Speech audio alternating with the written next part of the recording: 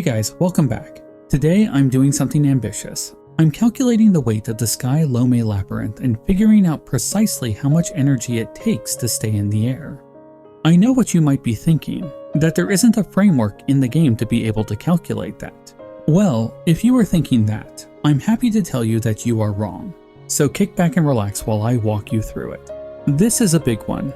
Let's talk about how much the Lome Sky Labyrinth weighs. Part 1. Weight and Measurement. To start things off, we need a way of measuring this place before we can do any of the really crazy calculations. To do so, I turned my attention to the largest block we can get our hands on in the game, the Zonai block from the Otak Shrine. While this block is certainly useful, there is an equivalent block I'm going to be using found in the sky above it, a block of ruined rubble that is perfectly square.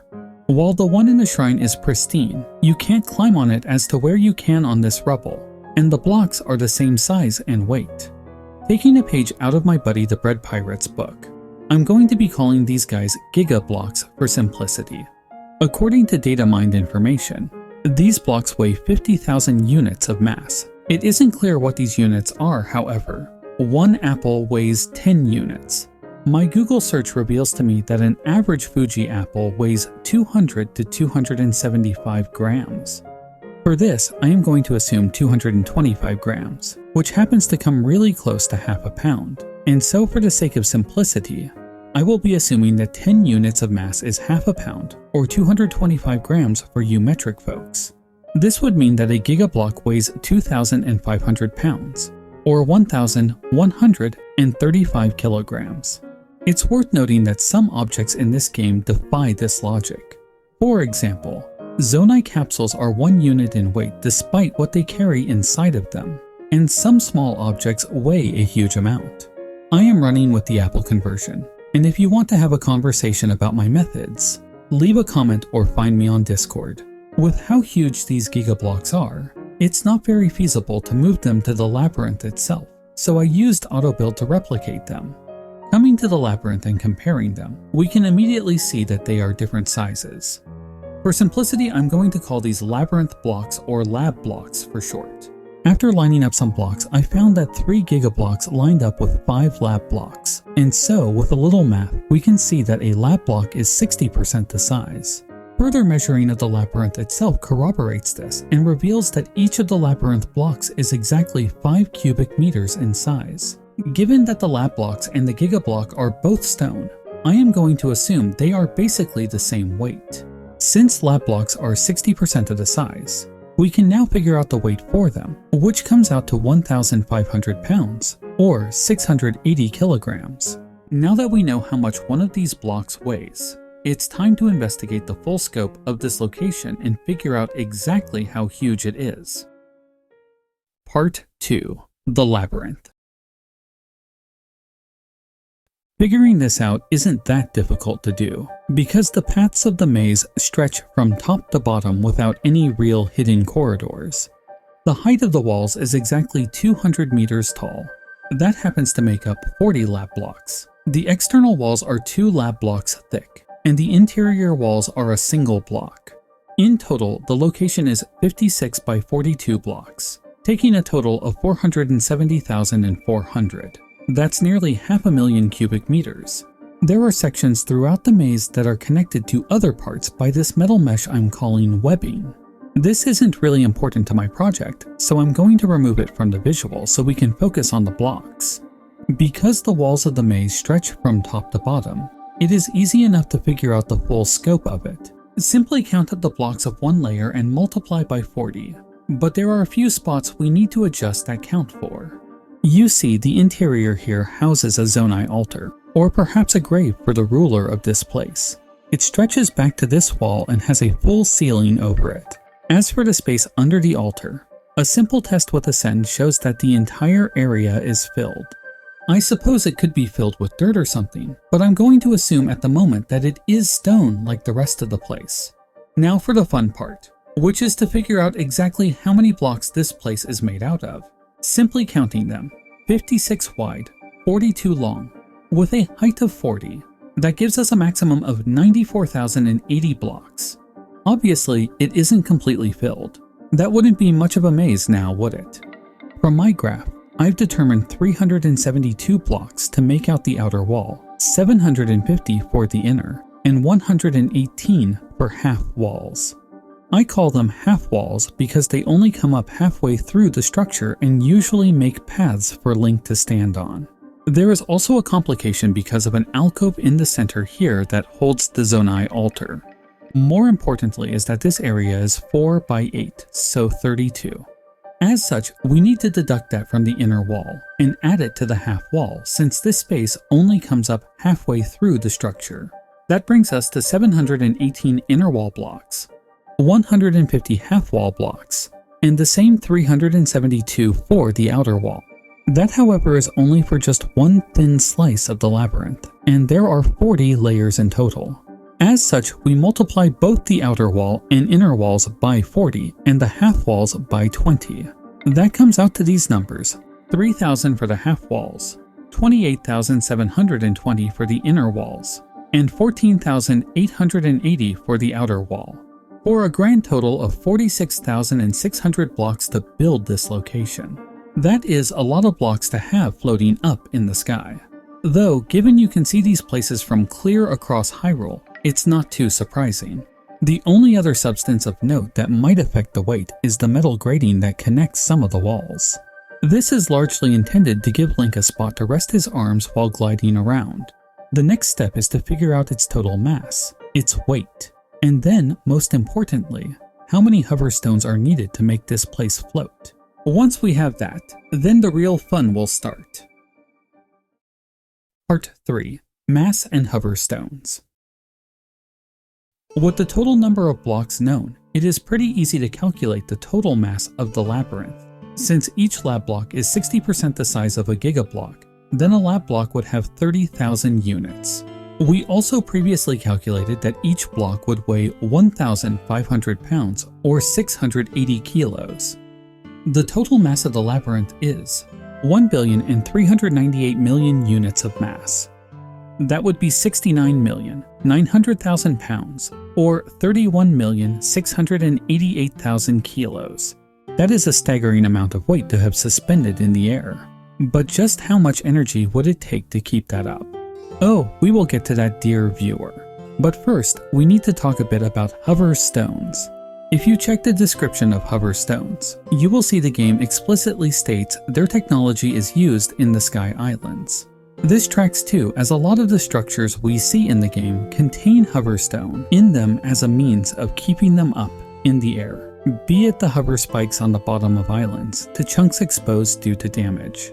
In the labyrinths themselves, we can see hover stones sticking out of the bottom edges of the outer wall, which is why I kept the number of outer wall blocks separate from the inner ones. It is indisputable that hover stone is the key to how the labyrinth is floating.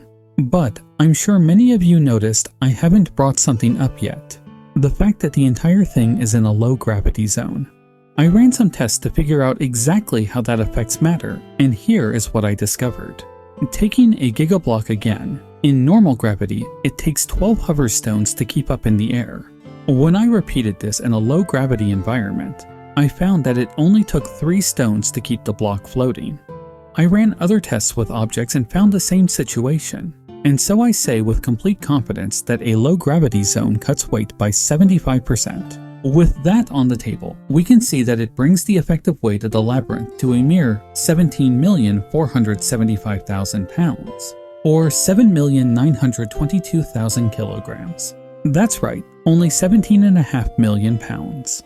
That's easy. As nice as it is to know what the pounds and kilos are, units of mass are more important to us now because that is what hover stones use in their calculation. Taking in the reduced gravity, that brings the mass down to 349,500,000 units. And how much mass does a hover stone hold? A mere 5,000.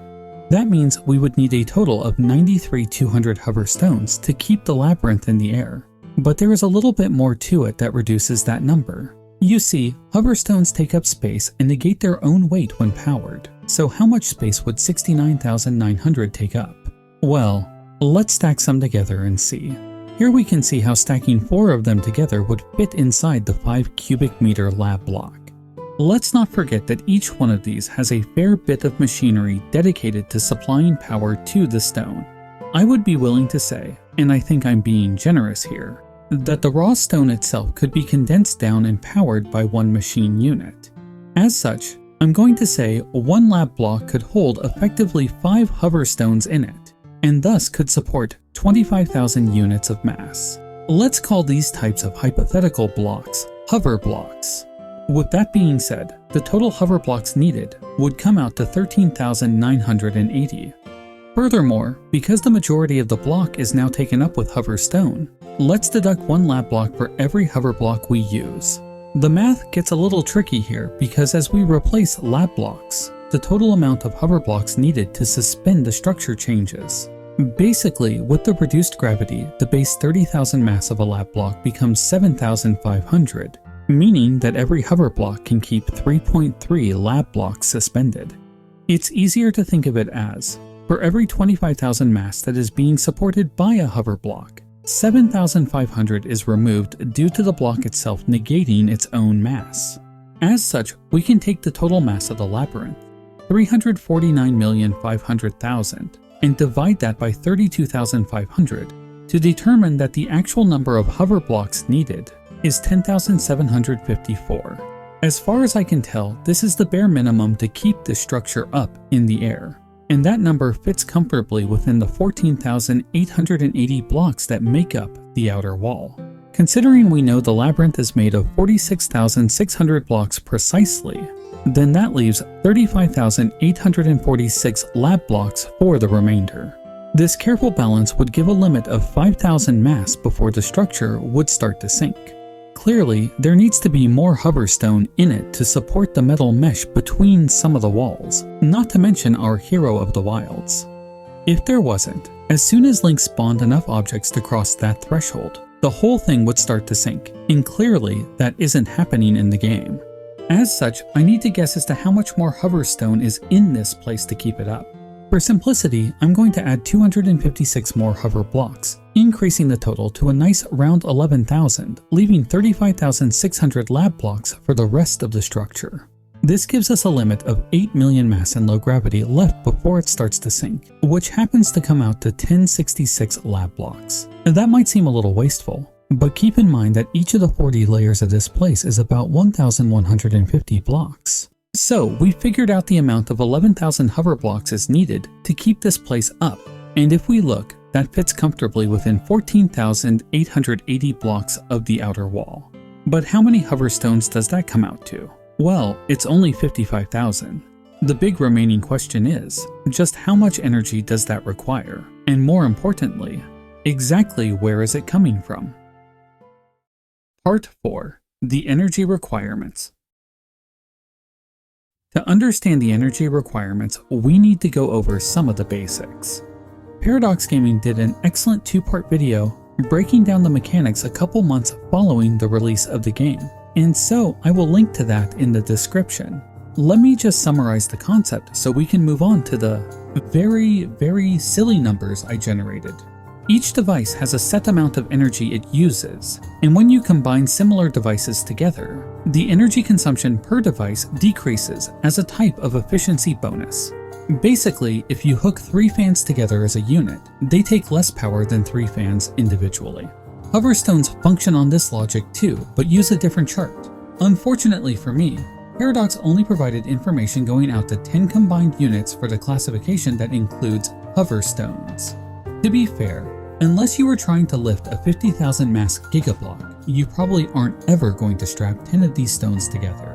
While I considered treating each hover block as a single 5 stones device, it really seemed like the Labyrinth as a structure would basically be its own individual network of combined devices.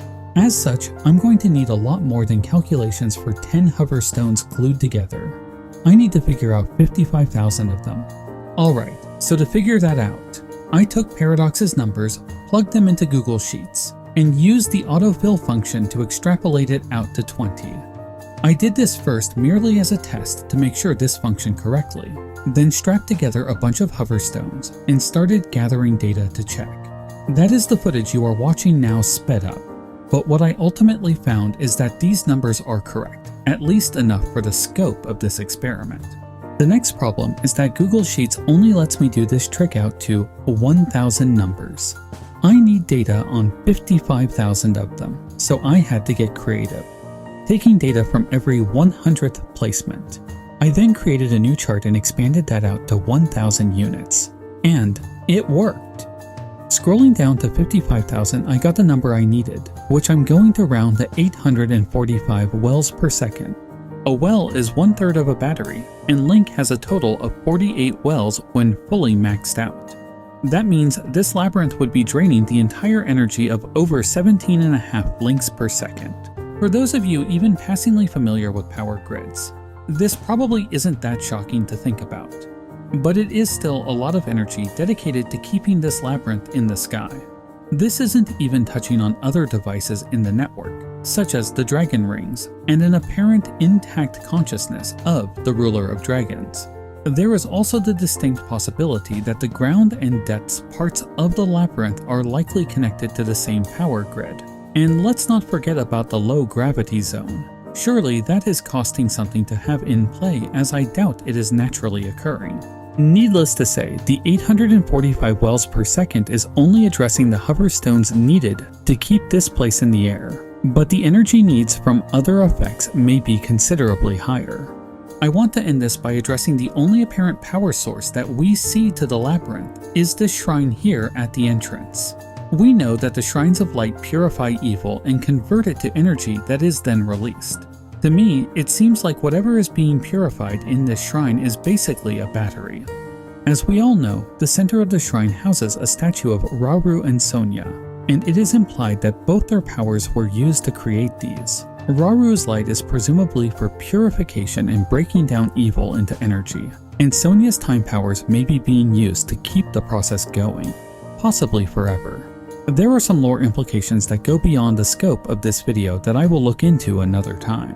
So let's just say that for the labyrinth, this sky shrine is its power source, and manages to fill the rather large amount of 845 or more wells per second to keep the thing operational. If the ground and depths labyrinth are part of the same network, then there is another shrine of light on the surface there which may be helping with that. Now, with this labyrinth out of the way, I'm setting my sights towards a few other things to break down like this, and believe me, it will be quite the undertaking. Thanks for watching the video. This was clearly a more heavy math and science video, so for those of you who made it to the end, thank you. I'm hoping this type of video does well, as the Lake Mabe video was a major success and was focused around similar types of measurements and math.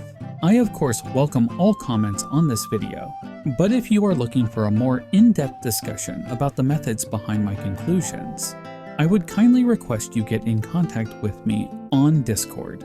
I need to give a deep thank you to those who are supporting me on Patreon and here as channel members. Without their support, I couldn't keep on doing this. If you like what I do, please consider joining so I can keep dedicating myself to the type of content I love to produce.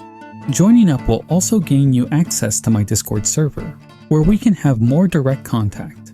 I love talking about this stuff, and especially if you are supporting me, I will be happy to share my thoughts on basically any topic. Well, that's all I have for you today, guys. Be safe, and may the way of the hero lead to the Triforce.